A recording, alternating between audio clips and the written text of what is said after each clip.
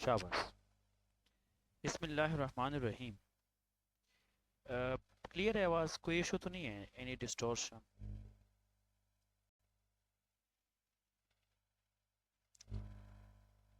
No sir, सही है। ठीक है, सबसे पहले आप पढ़ेंगे questions. Question number 1, the topic is about decoding.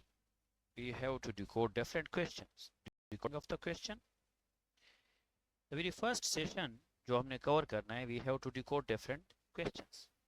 3 to 4 questions decode करेंगे। After that we will move toward topic that is educational apartheid in Pakistan. The way forward, हमने एजुकेशनल apartheid के बारे में पढ़ना है। उसके बाद मैंने आपको असाइनमेंट देना है। ठीक है, सो हम स्टार्ट करते हैं from the very first question. जो आप लोगों ने लिखना है वो आप लोग लिखे, और साथ साथ मुझे उसके टॉपिक सेंटेंसेस भी बताने हैं और हमने उनको डिकोड करना है। शाबाश। The very first question is sir related आपकी टू, स्क्रीन स्क्रीन शो नहीं हो रही। ठीक है, the very first question is related to, हमारे पास वो है करंट अफेयर्स का क्वेश्चन। ठीक है, सो करंट अफेयर में हमने क्या कवर करना है ये आप लोग देख दो। ठीक है, यहाँ पे तो स्क्रीन शो हो रहे। सर हो रही है स्क्रीन शो, लेकिन आप लिख रहे हैं दैट्स व्हाई वो स्क्रीन ब्लैंक है। ठीक है, शाबाश। आप लोग क्वेश्चन नंबर 1 ले करंट अफेयर्स का। पाकिस्तान पॉलिटिकल इंस्टेबिलिटी, साथ साथ आप लोगों ने लिखना जरूर है। Pakistan Pakistan political Pakistan political instability, Pakistan political instability is not is not a crisis of is not a crisis of institutions, is not a crisis of institutions, but of incentives, but of incentives। Inverted comma में बंद करें, Pakistan political instability is not a crisis of institutions but of incentives। Analyze the statement. Analyze the statement through the lens of through the lens of through the lens of public choice theory, public choice theory, and recent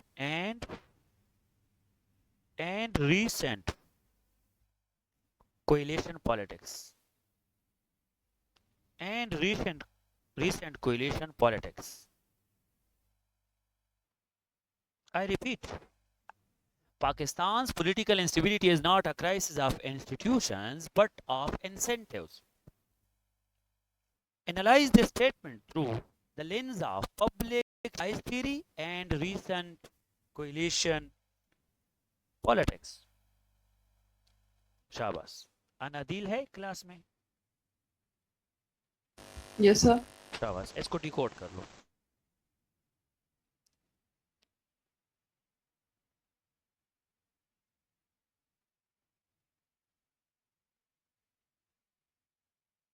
can you decode topic sentence? बताओ शाबाश, topic sentence 1 क्या होगा?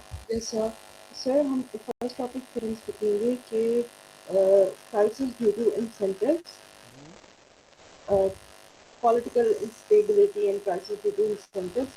Second हमारा होगा कि analysis होगा कि through the lens of public choice theory and political instability due to recent coalition politics. इसके 3 मेजर टॉपिक सेंटेंस हैं। ठीक है, देखो आप लोग जो है इसमें ज्यादा वेटेज किस चीज को दोगे नदील आप, कि political instability is due to institutions या इंसेंटिव्स, लेक ऑफ इंसेंटिव्स की वजह से? सर लेक ऑफ इंसेंटिव्स, क्योंकि उसने ज़्यादा जो एम्फेसिस किया है ना, वो एक ही पॉइंट पे किया है, वो ये है कि इंस्टीट्यूशंस की वजह से सिर्फ नहीं हो रहा, इंसेंटिव भी रीज़न है, तो हम ज़्यादा उस पर फोकस करेंगे। ठीक है, गुड। लाइक शाह है क्लास में?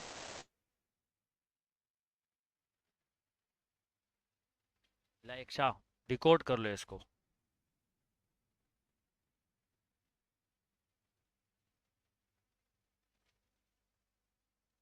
लाइक शाह नहीं है तो सफाना है क्लास में? सर मैं हूँ लेकिन मेरा ठीक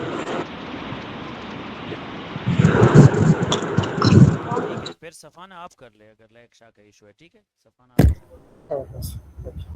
ले। सर इसमें बी 3 शायद टॉपिक सेंटेंस बनेंगे। पाकिस्तान पॉलिटिकल इंस्टेबिलिटी पे हम सबसे पहले लिखेंगे, फिर उसके बाद हम इसके एनालिसिस करेंगे on the basis of public choice theory. फिर उसके बाद थर्ड पे हम लिखेंगे कोलेशन प्रॉपर्टीज के बेस पे। और सर वेटेज की अगर बात करें तो इसमें political instability not as crisis of institution but of incentive. Sir इसमें मैं ज़्यादा फोकस करूँगी क्राइसिस ऑफ इंस्टीट्यूशन पे। सर क्राइसिस ऑफ इंस्टीट्यूशन की वजह से ही पॉलिटिकल इंस्टेबिलिटी इमर्ज हो रही है पाकिस्तान के अंदर। ठीक है, अगर मैं आपको कहूँ सफाना कि आपकी जो राइटिंग का इशू है, it is not because of grammar but because of lake of practice, तो इसका मतलब ये है कि आपकी प्रैक्टिस कम है या ग्रामर का इशू है?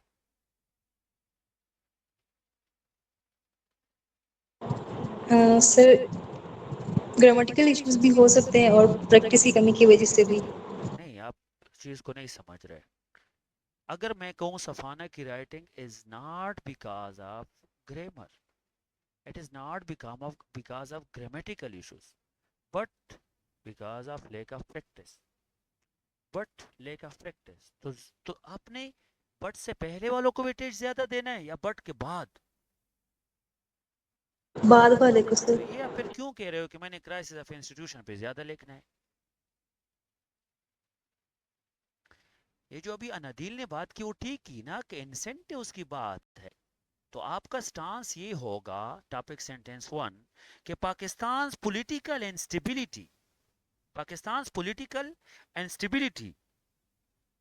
is a crisis of institutions, not incentives. Is a crisis of incentives, not institutions. So सबसे पहले उसको ये समझाओ कि पाकिस्तान, आपका स्टांस ये होना चाहिए कि Pakistan political instability is a crisis of incentives. क्योंकि बात है ना, incentives कॉमा नॉट इंस्टीट्यूशंस, ये आपका एक टॉपिक सेंटेंस होगा। अभी अगर आप देखें ना, इस पूरे क्वेश्चन का डिमांड इस टॉपिक सेंटेंस से कवर हो रहा है। अगर क्योंकि वो स्टेटमेंट है, ये स्टेटमेंट पुट हो रहा है, लेकिन वो कहता है कि पब्लिक चॉइस थ्योरी को एंड रीसेंट कोएलिशन पॉलिटिक्स को, उसके बेस पे इसको एनालाइज करो। सो आप लोग जो नीचे इसके सब हेडिंग्स लिखेंगे, आप ये भी कर सकते हैं कि इसके नीचे जितनी भी सब हेडिंग्स है वो आप लिख ले according to public choice theory, according to recent coalition, 11 to 12 points ये लेके फिर क्रिटिकल एनालाइज करके कंक्लूड भी कर सकते हैं। लेकिन अगर आप इसको फर्दर डेस से करें, जिस तरह नदील ने आप लोग कहा कि पब्लिक चॉइस थ्योरी को कनेक्ट करेगी with incentives and coalition politics को कनेक्ट करेंगे विद इंसेंटिव्स, तो मैंने इसको फर्दर डिवाइड करना है कि Pakistan political instability is due to a crisis of incentives analyzing the statement with the public choice theory। तो आपका टॉपिक सेंटेंस 2 क्या होगा सर हाँ हाँ सर ये इंसेंटिव थोड़ा सा एलेबोरेट कर देंगे कि मतलब आप किस सेंस से ये कह रहे हैं, क्योंकि कुछ फिर ऐसे प्रॉब्लम्स है, फिर वो मैं आपको बताता हूँ सर। थोड़ा सा इंसेंटिव पे रिलेट करें। देखो इंसेंटिव वो चीज है, ये समझे, जैसे इंसेंटिव वो एजेंट है या वो टेनेट्स है या वो पॉइंट्स है जो कि किसी चीज को करने के लिए आपको क्या करे, इनकरेज करे। फॉर एग्जांपल, मिसाल के तौर पर आपको अगर मैं एक इंसेंटिव दूं कि आपने सीएसएस करना है, लेकिन आपका इंसेंटिव ये होगा कि 1 साल बाद आपको मैंने 16 स्केल पे रखना है, तो आप सीएसएस करोगे ना, आप कहोगे अगर हो गया ठीक है, अगर नहीं हुआ इंसेंटिव तो मेरा है ना। नहीं समझे? तो इंसेंटिव एक ऐसी चीज है, एक ऐसा एजेंट है जो कि बूस्ट करता है आपको, to encourage you, to boost you, to support you to do something good better. So Pakistan की पॉलिटिकल इंस्टेबिलिटी इंसेंटिव कम होने की वजह से है। तो यहाँ पे उसने कहा कि no, it is not because of incentive, no it is not because of crisis of institutions. हमारे इंस्टीट्यूशंस तो अच्छे हैं, लेकिन हमारे क्राइसिस ऑफ इंसेंटिव्स है। हम एक चीज को एक्स्ट्रा इंसेंटिव्स नहीं दे रहे, हम पॉलिटिशियन को बूस्ट नहीं कर रहे, हम उनको सपोर्ट नहीं कर रहे, हम उनको इनकरेज नहीं कर रहे, हम उनको मोटिवेट नहीं कर रहे about something to do better for the public welfare. तो इंसेंटिव का ये मतलब है। समझ आ गई? शाबाश। मुझे भी ना इस इंसेंटिव की समझ नहीं आई, लेकिन जैसे आपने बोला है कि पाकिस्तान की political instability is due to incentives, तो सर आप इसकी कोई एग्जांपल दे देंगे? शाबाश, बिल्कुल, ये तो सिंपल एक एग्जांपल है। आप खुद सोचो, जब आप कैंपेन करती हो, आप एक पॉलिटिशियन है, आपको गवर्नमेंट कैंपेन के लिए पैसे देता है, इंसेंटिव मिल रहा है आपको? नहीं मिल रहा है ना? नहीं सर। शाबाश, नहीं देते हैं। एग्जैक्टली, शाबाश। आप एक पॉलिटिशियन है, क्या आपको रेंट के पैसे मिल रहे? नहीं नहीं, अगर आप मिनिस्टर बन जाए, इंडल्ज हो जाए पार्लियामेंट में, तो फिर मिलता है, इस तरह के। शाबाश। अगर आप मीडिया की तरफ जाते हो, तो मीडिया में जब आप बात करते हो स्टेट के लिए या स्टेट के अगेंस्ट जाते हो, तो मीडिया वाले आपको पैसे देते हैं। अगर ये इंसेंटिव गवर्नमेंट देता तो आप गवर्नमेंट किसी पार्टी के खिलाफ जाते? नो, मीडिया वाले कहते हैं 1 लाख लो और इस पार्टी के खिलाफ बोलो। तो ये जो आप इंस्टेबिलिटी क्रिएट हो रहा है, ये बेसिकली इंसेंटिव आपको नहीं मिल रहा है, वरना एक पॉलिटिशियन क्यों 1 लाख लेके किसी दूसरी पार्टी के खिलाफ जाता? दूसरी बात, क्या आप ब्यूरोक्रेट के साथ, जो हमारी पॉलिटिक्स है वो ब्यूरोक्रेसी के साथ पॉलिटिसाइज नहीं है? क्या हमारी ब्यूरोक्रेसी पॉलिटिक्स की वजह से डिस्टर्ब नहीं है? क्या हमारा पॉलिटिक्स ब्यूरोक्रेसी की वजह से डिस्टर्ब नहीं है? बिकॉज इंसेंटिव्स उनको कम मिल रहे हैं, तो पॉलिटिशियन ब्यूरोक्रेट के साथ कहीं भी करप्शन, नेपोटिज्म एंड फेवरेटिज्म में फंस जाते हैं। फिर अगेन अगर मैं बात करूं, जुडिशियल एक्टिविज्म होता है पॉपुलिस्ट इंसेंटिव्स किसी अच्छे पॉलिटिकल लीडर के बेस पे होता है। पॉलिटिकल लीडर जुडिशरी में भी इन्वॉल्व है, पॉलिटिकल लीडर करप्शन में भी इन्वॉल्व है, पॉलिटिकल लीडर ब्यूरोक्रेसी में भी इन्वॉल्व है, पॉलिटिकल लीडर को कैंपेन के पैसे नहीं मिल रहे, पॉलिटिकल लीडर को पार्टी के पैसे नहीं मिल रहे, पॉलिटिकल लीडर को लोकल गवर्नेंस के भी मतलब कुछ वो कमीशन लेता है। तो उनको ठीक करने के लिए इंसेंटिव्स दो, ताकि वो क्या हो, ताकि वो अच्छे तरीके से काम कर सके। समझ आ गई? गॉट इट या नहीं?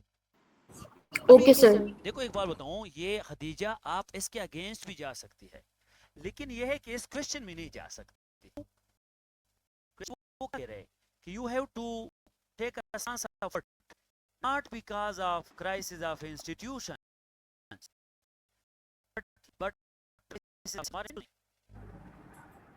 पॉलिटिकल एलीट्स जिन ऑफिसेज में बैठते हैं, तो वहां पे हम कह सकते हैं पब्लिक चॉइस थ्योरी। अगर मैं इस पे अप्लाई करूं, पब्लिक चॉइस थ्योरी तो यही है ना, रिसोर्स कॉन्फ्लिक्ट आ जाता है, कोलिशन पॉलिटिक्स भी अब इसमें आ जाता है। तो वो पॉइंट्स आपने थोड़ा बहुत मैनेज करने।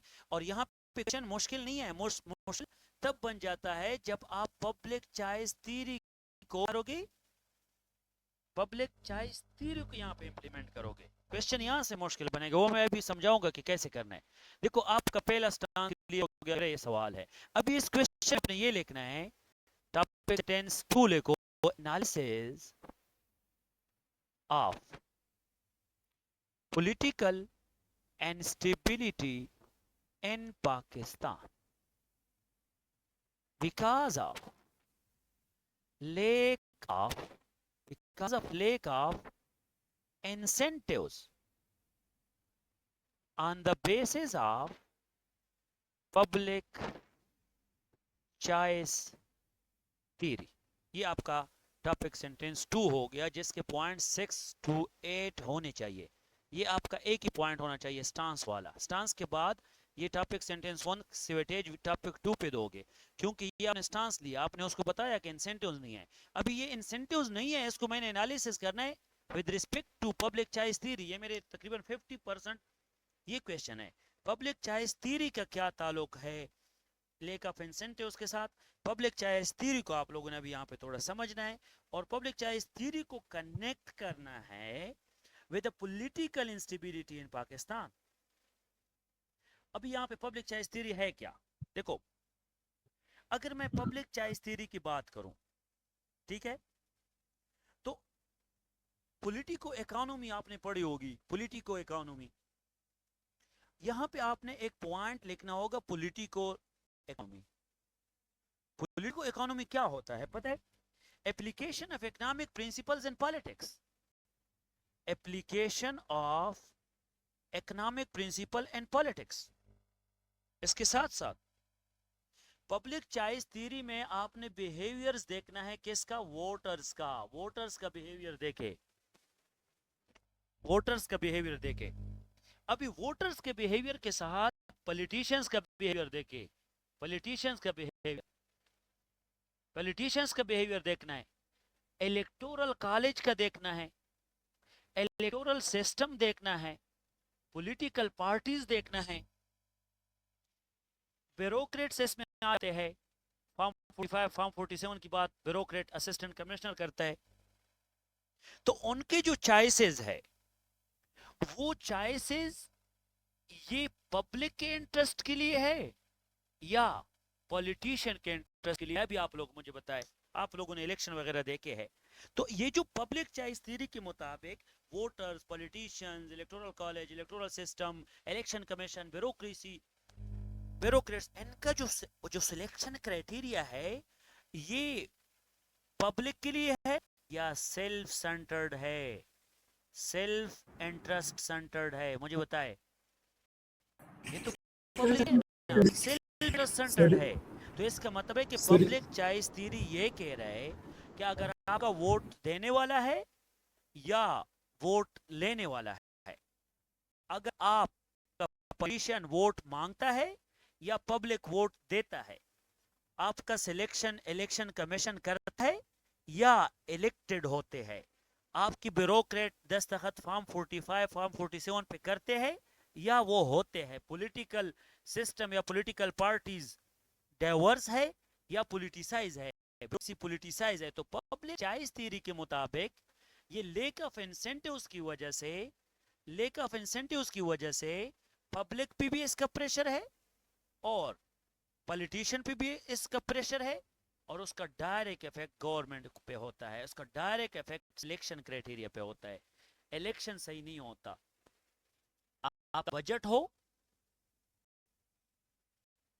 बजट, आपका बजट के अलावा आपका पावर हो, आपका लोकल गवर्नेंस हो, या आपकी इलेक्शन एक्सपेंडिचर आता है, वो सारे पब्लिक चॉइस थ्योरी के मुताबिक आपका जो है ये पॉलिटिसाइज्ड है। तो इसका मतलब है कि ये बात ठीक है कि पब्लिक चॉइस थ्योरी के मुताबिक लेक ऑफ इंसेंटिव्स नहीं है, उसकी वजह से हम, हाँ, लेक ऑफ इंसेंटिव में जरूरी नहीं है कि हर जगह पे पैसे हो, लेक ऑफ इंसेंटिव्स में मोटिवेशन भी हो सकता है। लेक ऑफ इंसेंटिव की वजह से आपकी वीकेंड से कुछ वो सपोर्ट भी हो सकता है, emotional support, economic support, social support, encourage करना, एक प्रॉपर प्लान देना, ये सारी चीजें इंसेंटिव में आ जाते हैं। ठीक है, तो आप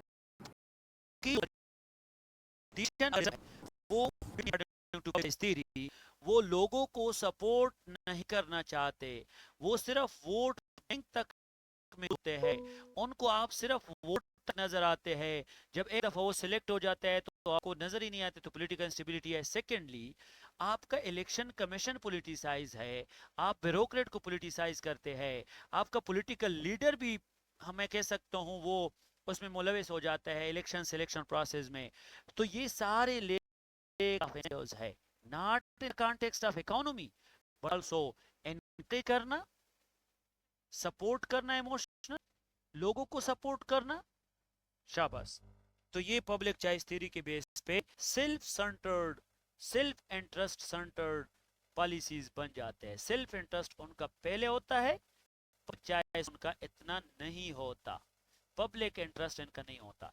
सो पाकिस्तान में एक पॉइंट तो ये वाला आप लोगों को देखना है। टॉपिक सेंटेंस 2 है। शाबाश। अभी हम टॉपिक 3 की तरफ जाते हैं। सर एक्सक्यूज मी हाँ हाँ, सर, जो हमारा टॉपिक सेंटेंस 1 है उसमें हमारे पास कितनी सब हेडिंग्स आएंगी? 7 to 8, जिसमें आप ये ओके लिखोगे सर। एनालिसिस ऑफ पॉलिटिकल, जो मैंने लिखा है analysis of political instability because of lack of incentives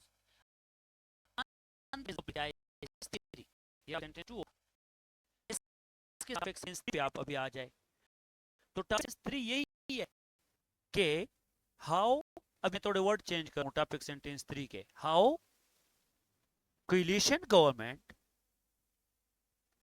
how coalition government is a causative agent of political instability in Pakistan।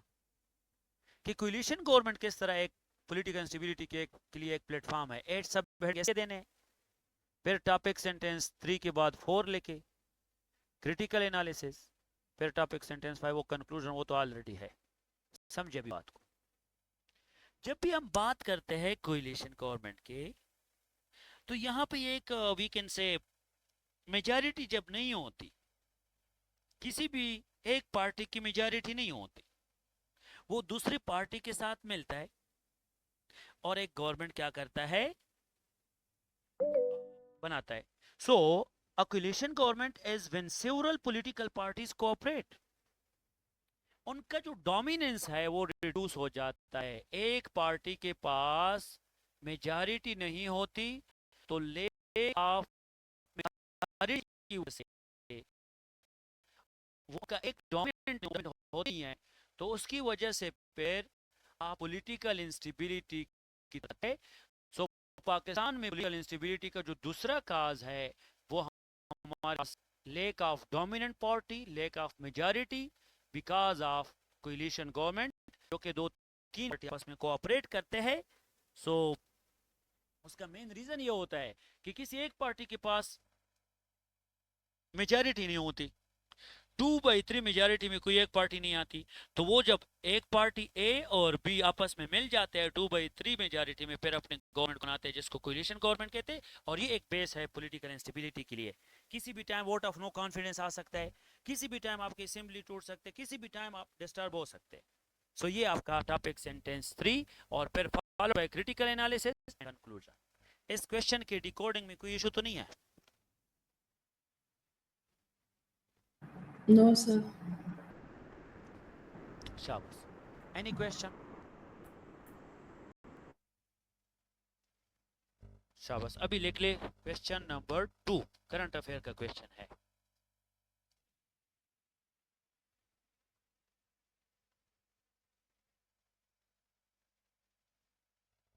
Pakistan bureaucracy, question number 2 लिख ले।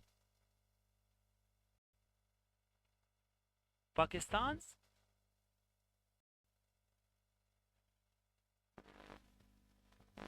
bureaucracy has been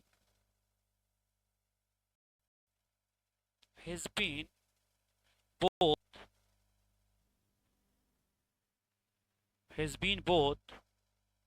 the backbone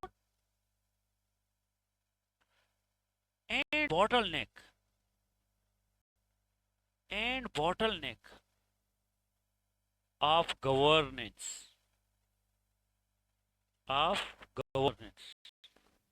sir repeat कर दें question. Pakistan's bureaucracy has been both backbone and bottleneck of governance। नीचे लिखे discuss in the light of administrative reforms,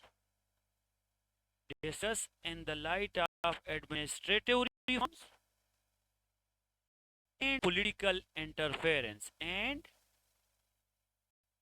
political interference. शाबाश। अरे आप इसको डिकोड कर लें।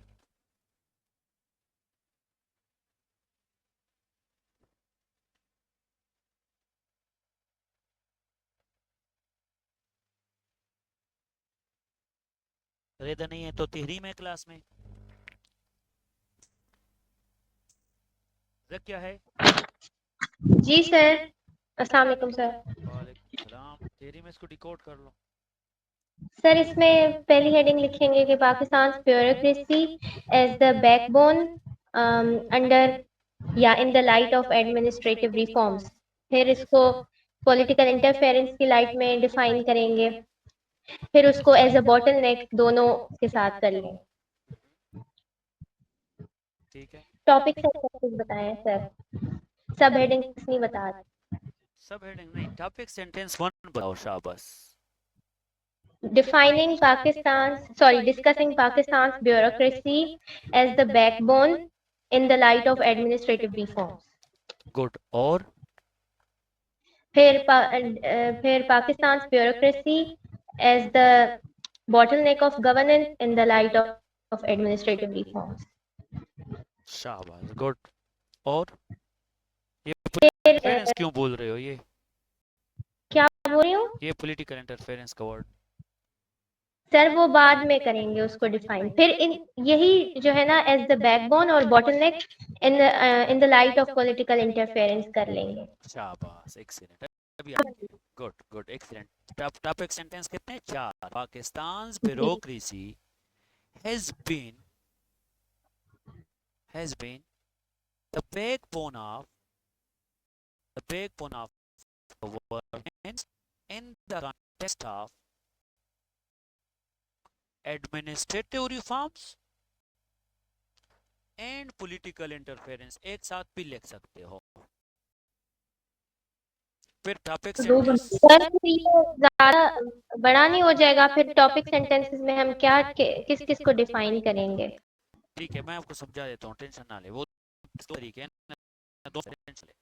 Pakistan bureaucracy has been backbone. क्या है? बैकबोन का पहला पॉइंट है दिस वन।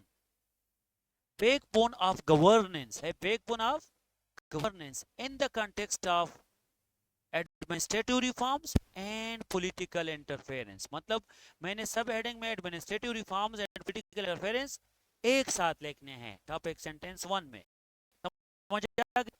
फिर मैं ये क्या sir political interference negative word नहीं है sir?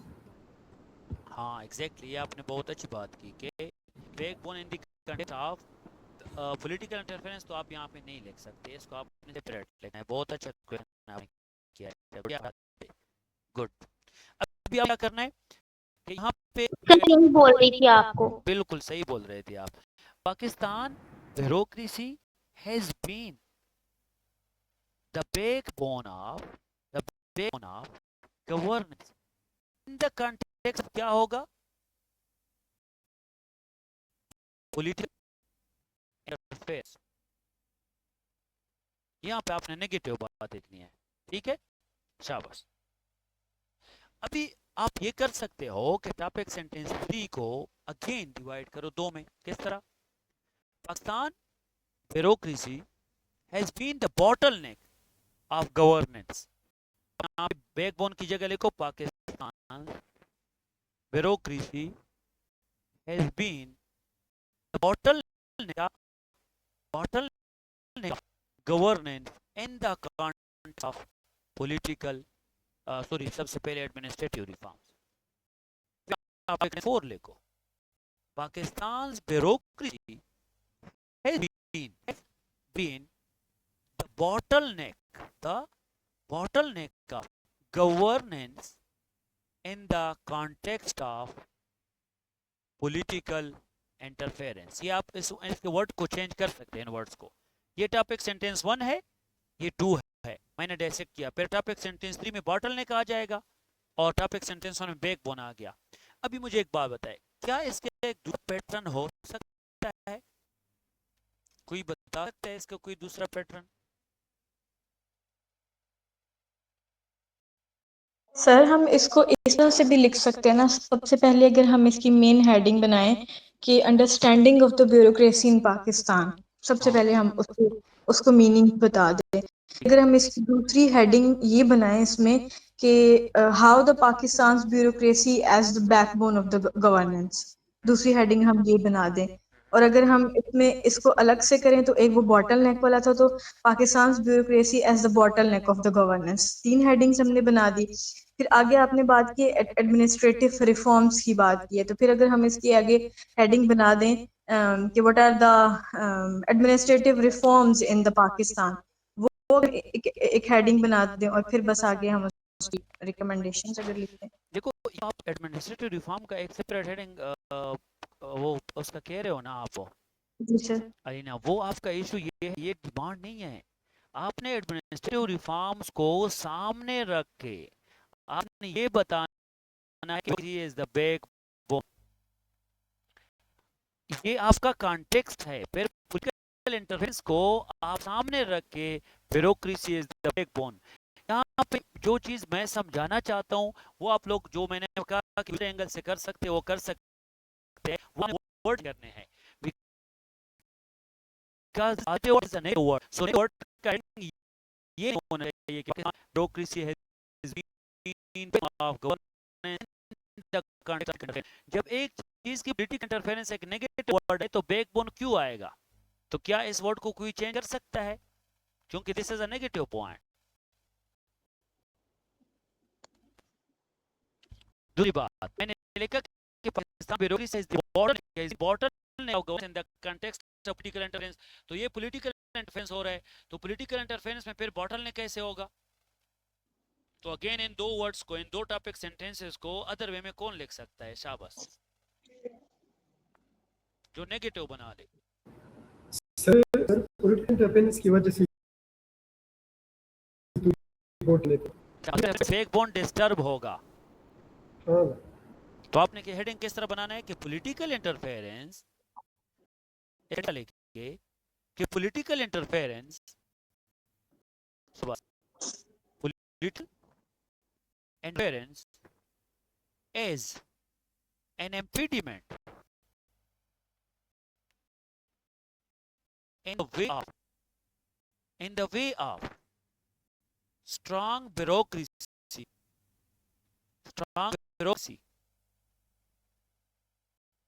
that hampered its role in governance, वो मैंने बैकबोन की जगह गवर्नेंस की बात, रोल की बात की। तो पॉलिटिकल इंटरफेरेंस एन इम्पीडिमेंट है, एक इम्पीडिमेंट है in the way of strong bureaucracy that hampered its role in governance, कि political interference की वजह से डिस्टर्ब होगी और bureaucracy डिस्टर्ब होगी तो रोल गवर्नेंस में डिस्टर्ब होगा, तो बैकबोन नो मोर बैकबोन होगा। हेडिंग और भी लिख सकते हो। शाबाश। शायद फैमिली के ब्यूरोक्रेसी इज टू डेवलपमेंट, हाँ ये भी लिख सकते हो, बिल्कुल ये पॉइंट आप लिख सकते हो, लेकिन इसमें एक ये भी कह सकते हो bureaucracy is no more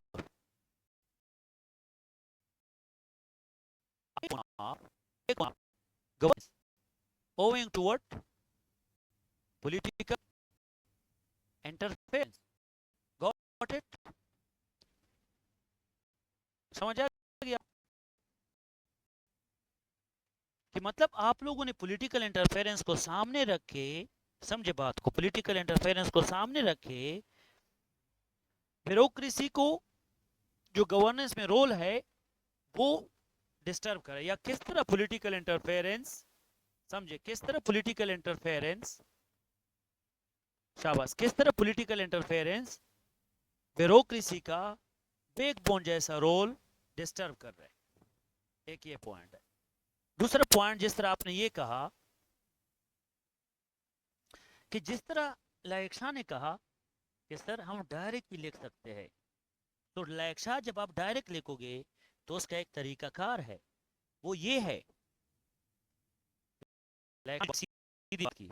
वो ये है कि क्योंकि एडमिनिस्ट्रेटिव रिफॉर्म्स अच्छी चीज है, बात को समझे, एडमिनिस्ट्रेटिव रिफॉर्म्स अच्छी चीज है, करना होगा ब्यूरोक्रेसी के बैकबोन के साथ, बॉटलनेक को कनेक्ट करना होगा पॉलिटिकल इंटरफेरेंस के साथ। समझ आ गई या नहीं कि Pakistan bureaucracy has been backbone of governance due to administrative reforms. मैं इस तरह लिखता और लिखता कि Pakistan bureaucracy a bottleneck due to political interference. आपके कितने टॉपिक सेंटेंस बन जाते? 2। सर 2। वो सबसे बेस्ट तरीका उसका होगा जिसमें एग्जामिनर ज्यादा कन्विंस होगा। ये वाली भी गलत नहीं है, इसमें आप डिकोडिंग डिसेक्शन करते हो, लेकिन ये वाला बेस्ट होगा। तो आप लोगों ने फाइनली 2 लेने हैं। नंबर, पाकिस्तान ब्यूरोक्रेसी लिख ले। Pakistan bureaucracy has been a backbone of governance. Pakistan bureaucracy has been a backbone of governance. What? Pakistan bureaucracy topic sentence 1 ये लेके कि Pakistan bureaucracy has been a backbone of governance due to administrative reforms. Due to administrative reforms. फिर topic sentence 2 लेके Pakistan bureaucracy has been a bottleneck of governance due to political polarization. इस पे खत्म। तो ये सबसे बेस्ट तरीका है जो अभी मैंने आपको एंड में बताया है। स्टार्ट में लेना और फिर कंक्लूड। लेकिन चूंकि बॉटलनेक का पॉइंट है क्वेश्चन में डिस्कस बात मैं वे फॉरवर्ड जरूर लिखूंगा। हाँ, क्या कह रहे थे आप लाइक साहब?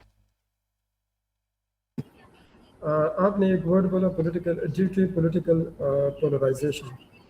तो पोलराइजेशन इज समथिंग एल्स और political interference is so dangerous than political polarization. Political polarization नहीं है ये वर्ड। क्वेश्चन में इंटरफेरेंस है तो इंटरफेरेंस लेके, this is not a polarization. जब क्वेश्चन में इंटरफेरेंस है तो क्यों आप पॉलिटिकल पोलराइजेशन लिखोगे? नहीं, आपके मुंह से निकला इसलिए मुझे लगा कि वो स्लिप ऑफ टंग हो सकता है, टेंशन ना ले। वहां पे क्वेश्चन में पॉलिटिकल इंटरफेरेंस है, सही है? समझ गए। ओके ठीक। Political interference always head the keyword, सही है? शाबाश। अभी आप लोगों ने आगे टॉपिक लिखना है। इन 2 क्वेश्चन की समझ आ गई करंट अफेयर की। अभी हम जाते हैं पाकिस्तान अफेयर्स के टॉपिक की तरफ। Educational apartheid in Pakistan. Education apartheid in Pakistan. Educational apartheid in Pakistan in Pakistan, the forward. मुझे डिमांड चली है the way forward, क्योंकि कॉलन के लेफ्ट हैंड साइड पे जो होगा उस पे आपने नहीं लिखना होगा। आपने जो भी लिखना है वो कॉलन के राइट हैंड साइड पे लिखना है। अगर मैं बात करूं स्टार्ट इंट्रोडक्शन से, तो सबसे पहले आप लोगों ने थोड़ा बहुत इसका इंट्रोडक्शन लिखना है। और इंट्रोडक्शन में आप लोगों ने यही कहना है कि किसी भी स्टेट के लिए एजुकेशन जो है वो एक अहम रोल प्ले करता है। एजुकेशन का रोल हम इग्नोर नहीं कर सकते। एजुकेशन ही एक स्टेट के डेवलपमेंट में एक अहम रोल प्ले करता है। So education role is a cornerstone है for development of Pakistan. Without education आप development नहीं कर सकते। Without education आप social cohesion ensure नहीं कर सकते। Without education आप democratic stability हासिल नहीं कर सकते। विदाउट एजुकेशन आप पॉलिटिकल स्टेबिलिटी को इंश्योर नहीं कर सकते। विदाउट एजुकेशन आप इकोनॉमिक स्टेबिलिटी को भी इंश्योर नहीं कर सकते। However it. In the context of Pakistan, Pakistan has been facing various issues. In the context of education, the system of education of Pakistan is not up to the mark. Education system in Pakistan is deeply divided education system. It is divided because of language. It is divided because of society. It is divided because of religions. It is divided because of region. It is divided because of rich poor gap. It is divided because of classes. So, Pakistan education system is not effective.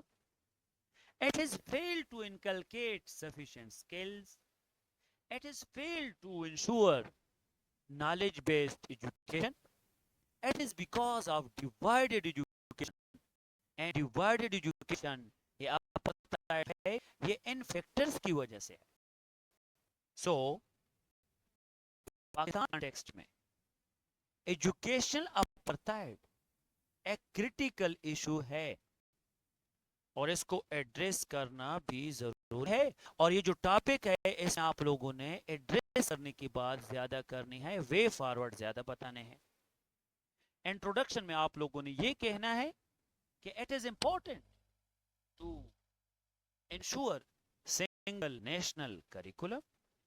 It is important to ensure homogeneous system.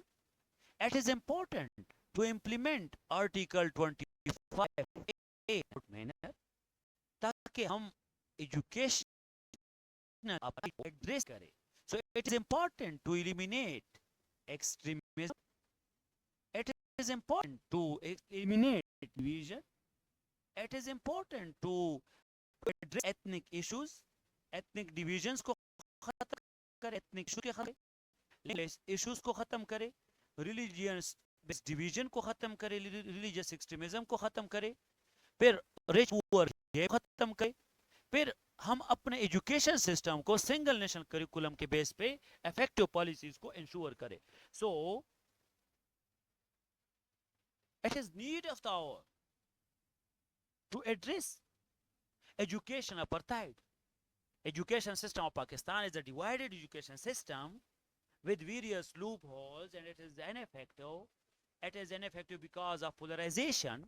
It is ineffective because of divisions. It is ineffective because of apartheid that has badly affected all the sectors. And it is need of the hour to address, to take proactive measures, to take efficient measures on state level, policy level, governance level, to ensure and to implement Article 25A in a good manner, because education is crucial. Education is important for development of a state. Introduction की समझ आ गई? क्योंकि अगर divided system है तो divided system में आप आगे नहीं जा सकते. So the whole thesis of your topic is, thesis क्या होगा, इस पूरे टॉपिक का क्रक्स क्या होगा कि education apartheid has created a fragmented society. Education apartheid has widened socio-economic inequalities, leads to economic crisis. It has weakened national integration. It has a lot of evils. It has a lot of negative effects. So it is important to take structural measures, individual level measures, ensure curriculum harmonization, ensure curriculum homogeneity, ensure national curriculum, single national curriculum, जो कि possible है through governance and effective policy. शाबाश, यहाँ तक introduction में किसी को कोई इशू नहीं है. शाबाश. उसके बाद what is apartheid? What is educational apartheid? ये हेडिंग दे. ये एजुकेशन अपार्थाइड होता क्या है? एजुकेशन अपार्थाइड में आपने क्या क्या लिखना है? Education apartheid is a system of unequal educational opportunities. It is a system of unequal educational opportunities. Got it? ये unequal education opportunities हो सकते हैं because of division of income, किसी की तनख्वाह ज्यादा और कम. It is because of division in urban and rural areas, region based. It can be possible due to language based division, gender based भी आ सकता है, men and women education का. प्रोविंस बेस पे भी आ सकता है, federal, KP, Sindh, Balochistan. Type of school base पे भी आ सकता है, टाइप ऑफ सिस्टम के बेस पे, ओ लेवल, ए लेवल के बेस पे भी आ सकता है. एंड टेक्नोलॉजी बेस भी हो सकता है, एक जगह पे इंटरनेट काम करता है, दूसरी जगह पे नहीं करता. एक चीज डिजिटलाइज है, दूसरा नहीं है. सो इन Pakistan education system is divided education. It is because of various reasons. जो अपर्टाइड हमारे पास है, तो education system rich and poor के लिए अलग, रूरल अर्बन का अलग, फॉरेनर्स एंड नेटिव्स के लिए अलग, रिलीजियस पीपल्स के लिए अलग, मेन एंड वेमेन के लिए अलग. सो ये इस डिवीजन ने सोसाइटी को बैडली डिस्टर्ब किया है और हमने इसको इंश्योर करना है और पॉलिसीज देने हैं. दूसरा हेडिंग भी आपका अच्छे तरीके से हेड्स हो गया. तीसरा हेडिंग देखें. तीसरा हेडिंग मेरे पास है major educational systems in Pakistan. Pakistan में कौन कौन से एजुकेशनल सिस्टम्स है ये लिख. नंबर 1 पहला है वो हमारे पास है elite private school. Elite private school international curriculum base पे है, इंग्लिश मीडियम है. ये एलीट पीपल यहाँ पढ़ते हैं, हाईली क्वालिफाइड होती है. So the very first one is elite private school, जिसमें इंग्लिश मीडियम है, एलीट लोग यहाँ पे पढ़ते हैं, हाईली क्वालिफाइड स्टाफ है, इसमें फैसिलिटीज एक्स्ट्रा ऑर्डिनरी होते हैं और इसकी फीस हाई फीस है, बहुत ज्यादा. Elite private school. Elite private school के बाद आ जाता है middle class private schools. Middle class private school जो मिडिल क्लास वाले हैं, जिसकी फीस थाउजेंड्स में है और ये फीस मिलियंस में है. मिडिल क्लास जो है वो कोशिश यही करते हैं कि वो प्राइवेट वो स्कूल हो जो उनके इनकम के बेस पे अफोर्डेबल. तो मिडिल क्लास वाले प्राइवेट स्कूल में भी जाते हैं. उसके बाद आ जाता है गवर्नमेंट स्कूल. गवर्नमेंट स्कूल्स जो पुअर पीपल है, अक्सर वो लोग यहाँ पढ़ते हैं.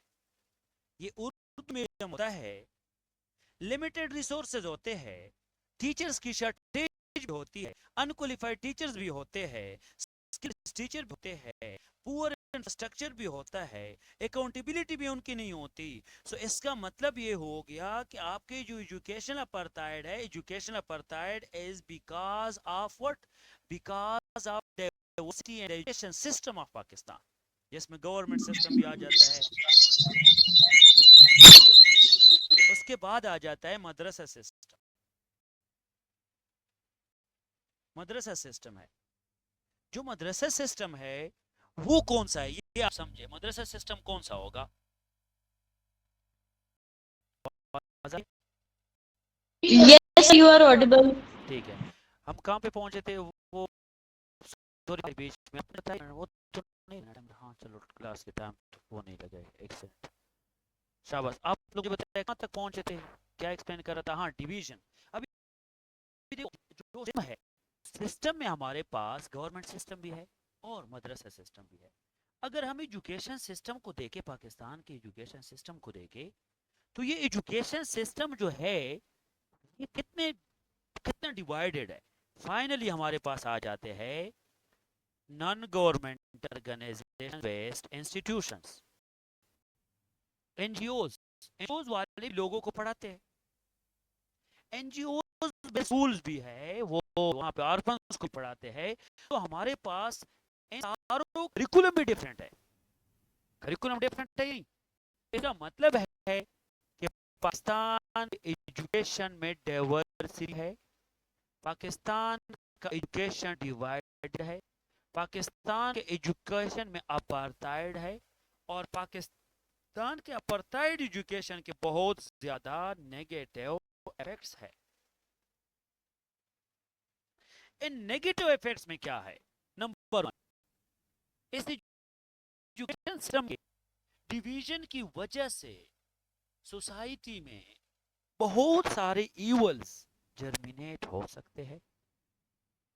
वो इवल्स आपके सोशल भी हो सकते हैं, वो इवल्स आपके इकोनॉमिक भी हो सकते हैं, वो आपके सिक्योरिटी बेस पे भी हो सकते हैं, क्राइम्स भी हो सकते हैं, डेवलपमेंट डिस्टर्ब हो सकती है, एंटरप्रेन्योरशिप भी डिस्टर्ब हो सकती है, भी डिस्टर्ब हो सकती है, आपके वीकेंड से सोसाइटी में ग्रूमिंग भी नहीं हो सकती, और इस डिवीजन की वजह से हमारी सोसाइटी भी डिवाइड हो सकती है, इकोनॉमिक इनइक्वालिटी भी आ सकती है, और रूरल डिवीजन आ सकता है, सेक्टेरियनिज्म भी आ सकता है। इसका मतलब ये हुआ कि अगर एक कंट्री को डिवेलप चाहिए तो उसको सिंगल नेशनल करिकुलम चाहिए, and single national curriculum is the solution. ये एक सॉल्यूशन है। हमने एसएनसी की तरफ जाना है, टॉपिक को एसएनसी के साथ लिंक करना है। शाबाश। लेकिन मुझे एक बात बताए, कौन से डायमेंशंस है, कौन से पर्सपेक्टिव्स है जो कि हमारे एजुकेशन को डिवाइड कर रहे हैं? नंबर 1, मैंने पहले भी बताया था, इकोनॉमिक इनइक्वालिटी एक डायमेंशन है। इस इकोनॉमिक इनइक्वालिटी की वजह से एजुकेशन, ये जो इकोनॉमिक इनइक्वालिटी जो है, इसकी वजह से डिवाइडेड है। सेकंड वन, इकोनॉमिक इनइक्वालिटी के अलावा second one is urban rural divide है। तो अर्बन रूरल डिवाइड की वजह से आपका एजुकेशन सिस्टम कंप्लीटली क्या है? डिवाइडेड है। उसके साथ साथ हमारे पास जेंडर इनइक्वालिटी भी है आप कंट्री में। तो जेंडर इनइक्वालिटी ने भी एजुकेशन को, मेन वुमेन एजुकेशन में डिवाइड किया है। आपकी कंट्री में प्रोविंशियलिज्म है या प्रोविंशियल डिस्पैरिटीज है? एक प्रोविंस ज्यादा डेवलप है, दूसरा कम। प्रोविंशियल डिस्पैरिटीज भी आपके कंट्री को डिवाइड कर रहा है, आपकी एजुकेशन को बैडली अपार्थाइड की तरफ लेके जा रहा है। फिर उसके बाद लैंग्वेज डिवाइड हो गया, लैंग्वेज डिवीजन भी है, फिर कल्चरल डिवीजन भी है। Language divide, cultural divide, cultural divide के बाद टेक्नोलॉजी डिवाइड, टेक्नोलॉजी लेवल पे डिवीजन है, टेक्नोलॉजी एक जगह पे है, दूसरी जगह पे नहीं है। और the final thing is quality divide, एक जगह पे क्वालिटी एजुकेशन है, दूसरी जगह पे नहीं है। शाबाश। एजुकेशन पढ़ाई, हाँ, कुछ और काजेस लेके इसके इस बोले पुअर गवर्नेंस लिख सकते हैं? बिल्कुल लिख सकते हैं, एक्सीलेंट, बिल्कुल। वो काजेस में लिखोगे, डायमेंशंस में नहीं लिखोगे। डायमेंशंस और या सर ये जो पर्सपेक्टिव अलग चीज है। अभी आपने जो इवल्स बताए, ये तो फिर इम्पैक्ट्स हो गए, तो वो फिर इवल्स मतलब ये इम्पैक्ट्स हो गए। इसमें लिख सकते हैं? ये मैंने आपको अभी डायमेंशंस बताया कि ये वो वाले डायमेंशन है जो हमें अपार्थाइड की तरफ, वो इनके बेस पे अपार्थाइड आ रहा है, जेंडर इक्वलिटी की बेस पे अपार्थाइड आ रहा है, प्रोविंशियलिज्म के बेस पे आ रहा है। अभी डायमेंशंस के बाद आता है काजेस। अभी ये एजुकेशन अपार्थाइड है क्यों? इस काजेस में फिर आप लिखो पुअर वर्ड। अभी समझ आ गई? वो पर्सपेक्टिव है, उसको डायमेंशंस कहते हैं। अभी काजेस लिखो, पुअर गवर्नेंस, दूसरा लिखो लो पब्लिक स्पेंडिंग, तीसरा लिखो इनएफेक्टिव इंफ्रास्ट्रक्चर, इनएफेक्टिव इंफ्रास्ट्रक्चर, चौथा लिखो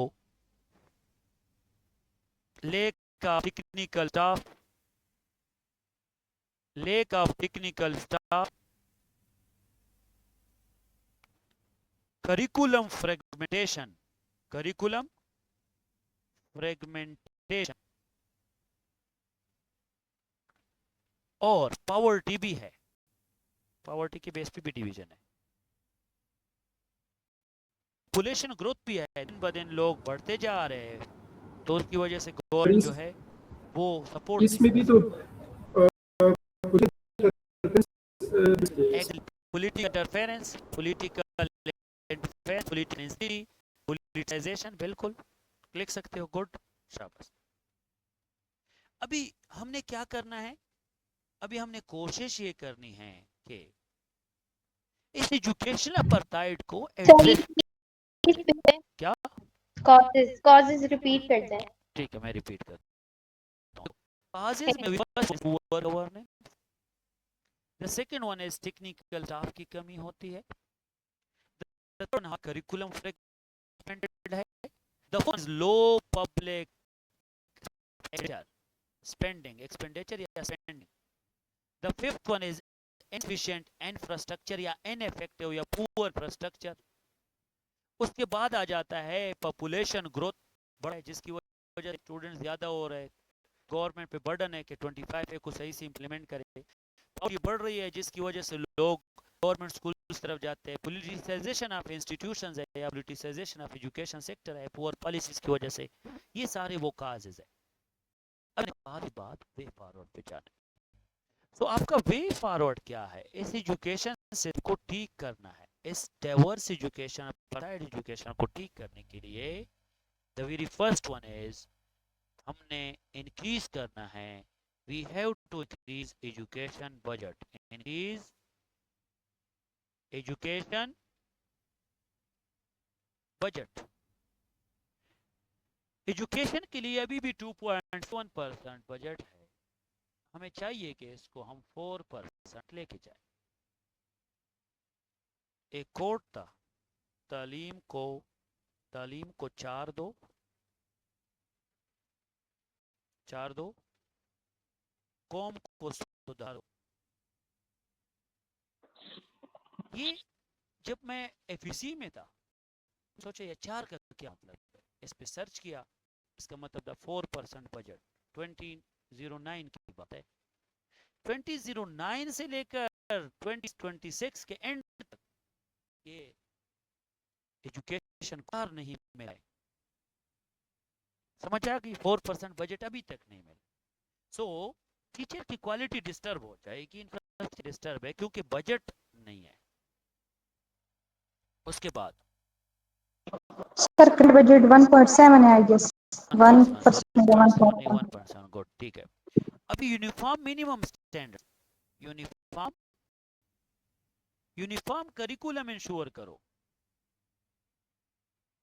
सिंगल नेशनल करिकुलम इंश्योर करो। अनफॉर्चुनेटली सिंगल नेशनल करिकुलम कोई भी इत्तेफाक नहीं हो रहा। प्रीवियस गवर्नमेंट ने कहा कि एसएनसी इज इंपॉर्टेंट, ये एसएनसी मेरा सेपरेट लेक्चर भी होगा इंशाल्लाह, और ये वाले जो गवर्नमेंट है ये they are not interested to ensure to apply single national curriculum. So curriculum divided है, तो सर, हाँ सर एक क्वेश्चन है। हाँ यस सर अगर यूनिफॉर्म करिकुलम कर देंगे तो फिर 18th अमेंडमेंट का क्या होगा, मतलब उसके बाद ही तो उन्होंने प्रोविंसेस को दिया था ना, तो फिर वो तो उसके अगेंस्ट चले जाएंगे ना फिर हम लोग। देखो, आप अगर एक अमेंडमेंट आ रहा है, आप एसएनसी को इम्प्लीमेंट करोगे from the federal level to provinces, from provinces to district करोगे ना, लोकल गवर्नेंस सिस्टम पे। अभी एक चीज इम्प्लीमेंट हो रहा है ऑल ओवर द स्टेट, सो आप प्रोविंसेस को ये प्रिंसिपल्स दोगे कि इसको इम्प्लीमेंट करो, ऑल दो ये सब्जेक्ट प्रोविंसेस का है, लेकिन आप उसके साथ कोऑर्डिनेट कर सकते हो कि ये जो सिस्टम है ये आप single one nation one curriculum की तरफ जाओ, तो इसमें एक अच्छी कोऑर्डिनेशन आ सकती है प्रोविंसेस के साथ, वन नेशन वन करिकुलम। तो आपका स्लोगन अगर ये होगा वन नेशन वन करिकुलम, तो प्रोविंसेस मान गए अगर, तो फिर one nation one curriculum possible है, कोई भी चैलेंज इसमें नहीं है। अगर हम बात करें अमेंडमेंट है, तो 18 अमेंडमेंट का हरगिज ये मतलब नहीं है कि आप फेडरल में एक चीज अप्लाई करोगे तो प्रोविंसेस आपके साथ यूनाइट नहीं होगी। अगेन यही एक पॉलिटिकल इंस्टेबिलिटी या डिवीजन की बात आ जाती है, बट इट इज पॉसिबल कि वन नेशन वन करिकुलम हो, अगर हमारे पॉलिटिशियंस पार्लियामेंट में यूनाइट होंगे तो फिर प्रोविंसेस में भी वो पॉलिसी अप्लाई कर सकते हैं। हाँ सर, इसके लिए तो मतलब अलग अमेंडमेंट करना पड़ेगा, इसके लिए अमेंडमेंट की जरूरत नहीं है, इसके लिए पॉलिसी पूरा सीन चेंज हो रहा है। हाँ ना, तो पूरा सीन जब चेंज होगा तो एजुकेशन प्रोसेस में अमेंडमेंट करेगा नहीं सर सर एक सवाल था हाँ कि हमारे पास बलूचिस्तान का केस आ जाता है, वहाँ से हमें रिसोर्सेज मिल रहे हैं लेकिन पॉपुलेशन कम है। बात करें अगर पंजाब की तो वहाँ की पॉपुलेशन ज़्यादा है, तो यहाँ पे ये एक वो सवाल नहीं खड़ा कर सकते कि वो लोग टैक्स, कोई ऐसा सूबा हो जो टैक्स ज़्यादा पे कर रहा हो, कोई ऐसा हो जिसकी टैक्स कंट्रीब्यूशन कम है या रिसोर्स कंट्रीब्यूशन कम है, यहाँ वो ये चीज़ कर सकते हैं कि भाई हम ज़्यादा पे ऑफ कर रहे हैं नेशनल लेवल पे, तो हमारे लिहाज से ये स्टैंडर्ड ठीक नहीं है।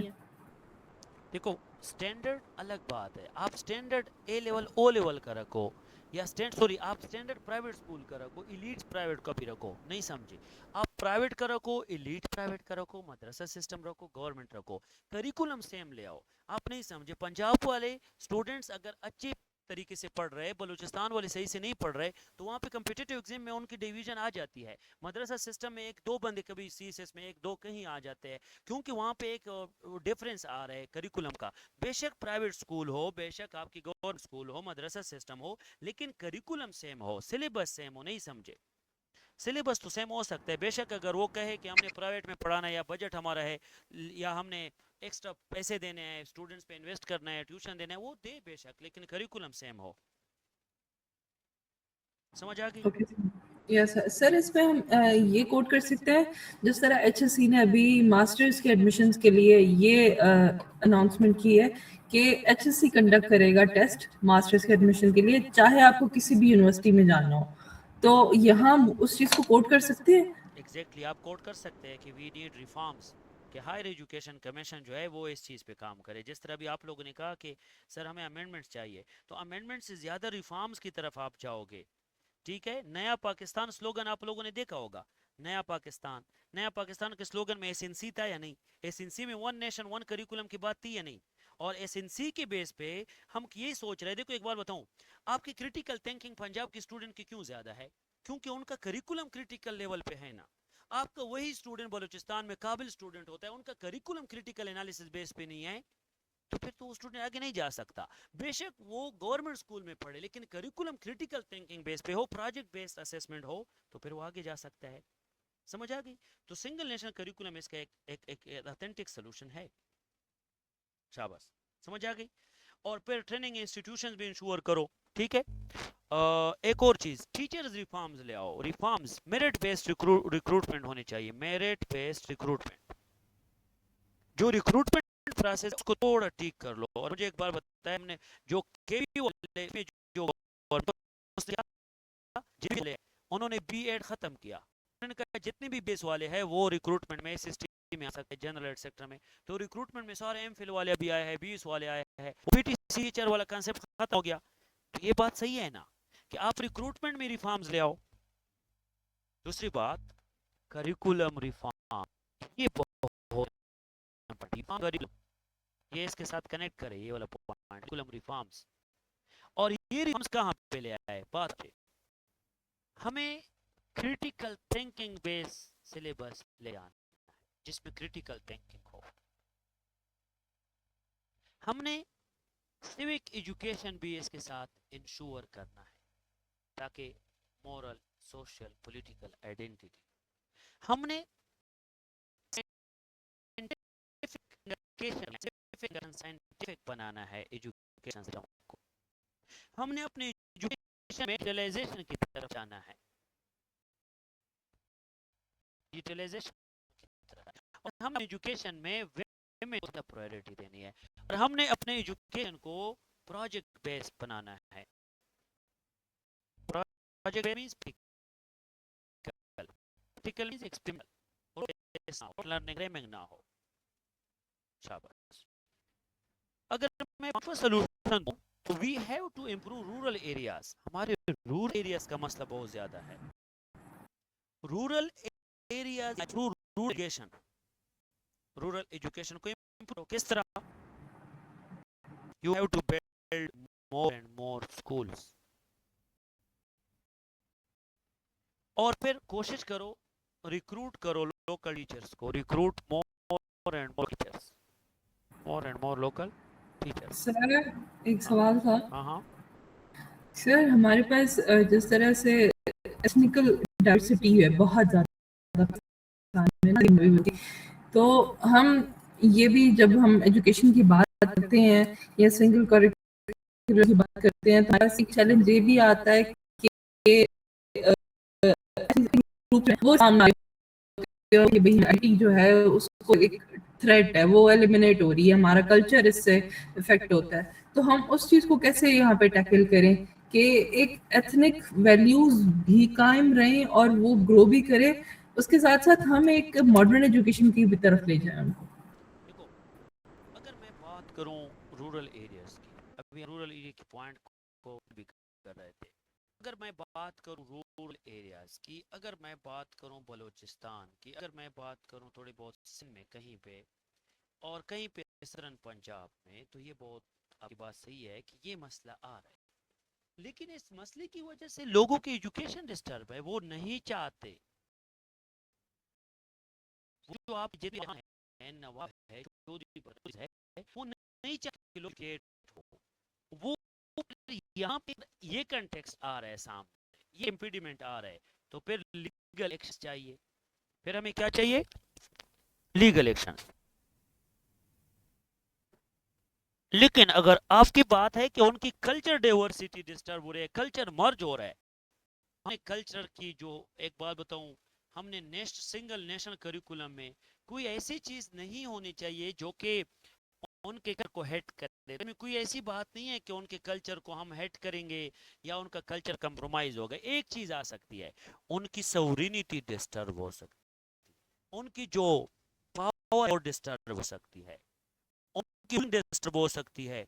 तो वो बेशक हो, लीगल एक्शंस लो, वो लीगल एक्शंस लो ताकि वो लोगों को क्या करे, इजाजत दे, अच्छे एथनिसिटी सॉरी अच्छी एजुकेशन, मॉडर्न एजुकेशन की तरफ उनको रागिब करे। बेशक उनकी अपनी जो पावर हो डिस्टर्ब हो, क्योंकि अगर आप उन चैलेंजेस को ठीक नहीं करोगे, उनके कल्चर, उनके वैल्यूज, सोशल वैल्यूज और उनका जो कंस्ट्रक्टिव रोल है वो खत्म, तो ये चीज इंश्योर नहीं हो सकती। ये सिंगल को इम्प्लीमेंट करने अच्छी है,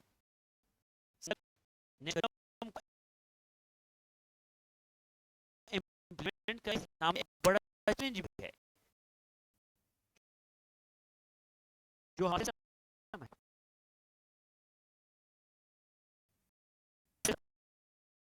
को ठीक है। आपको आइडेंटिटी डिस्टर्ब होगी तो ये की जो रूल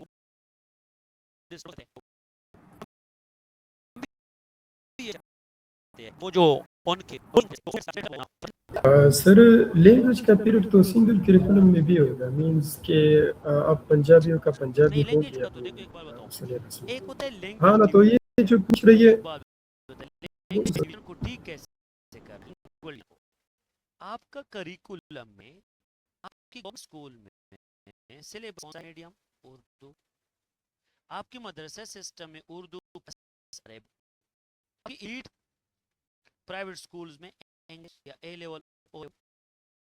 तो अगर आप सी दो एक मीडियम होगा, पॉलिसी होगा, तो वो ठीक लैंग्वेज बलोची हो वो भी सेम एसएनसी होगा, सेम है, रूरल का है, अर्बन का है, फाटा का है, करिकुलम में मीडियम उनका सेम होगा। ये नहीं कि एक उर्दू का है, एक इंग्लिश का है, एक अरेबिक ज्यादा इन्फ्लुएंस है, तो वो नहीं होगा। ठीक है, तो लैंग्वेज बैरियर भी खत्म हो जाएगा इसकी वजह से। ठीक है,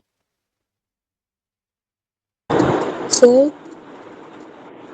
इन सारे मसलों को ठीक करने के लिए सिर्फ एक चीज की जरूरत है, कोई बता सकता है? इन सारों को ठीक करने के लिए, इन सारों को एड्रेस करने के लिए एक चीज की जरूरत है। अगर वो एड्रेस हो गया तो आप लोग जा सकते हैं। वो क्या है, कौन सा पॉइंट होगा? शाबाश, कौन सा पॉइंट? बजट इंक्रीज करना चाहिए सर एजुकेशनल। अगर बजट इंक्रीज भी हो जाए, अगर बजट इंक्रीज भी हो जाए और फिर वो बजट हम अच्छे तरीके से डिस्ट्रीब्यूट ना करें, फिर करप्शन खत्म करनी चाहिए। Corruption good implementation of resources. Corruption कैसे खत्म होगा? इम्प्लीमेंटेशन कैसी होगी? बजट कैसे इंक्रीज होगा, इन सारों को ठीक करने के लिए we have to boost Sir, your good governance, effective governance, yes sir, good effective governance. governance, excellent, शाबाश, effective governance. So सबसे पहला point better governance, effective governance, good governance, ताकि आपकी अच्छी तरीके से चीजें इंप्लीमेंट हो, अच्छी तरीके से चीजें एड्रेस हो। शाबाश, समझ आ गई? अभी आप लोगों ने आज का असाइनमेंट लिखा, यहाँ तक मेरे ख्याल में कहीं ना कहीं आपको मैंने एसएनसी नहीं पढ़ाया, बाकी अपर्टाइड पढ़ाया। एजुकेशन अपर्टाइड, ये टाइम आप लोग ग्रुप में भी करें, उसको सॉल्व भी कर ले। Educational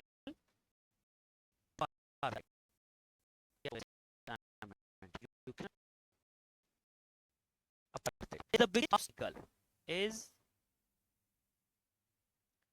the biggest obstacle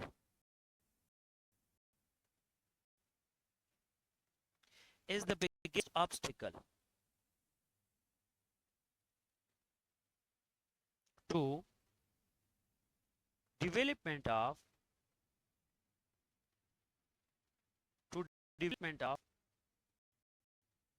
Pakistan. Also explain ways to ensure, ways to eradicate the evil. The issue भी लिख सकते हो अगर आप एकेडमिक वर्ड लिखे, the issue. Educational apartheid is the biggest obstacle to development of Pakistan. Also explain ways to eradicate the issue.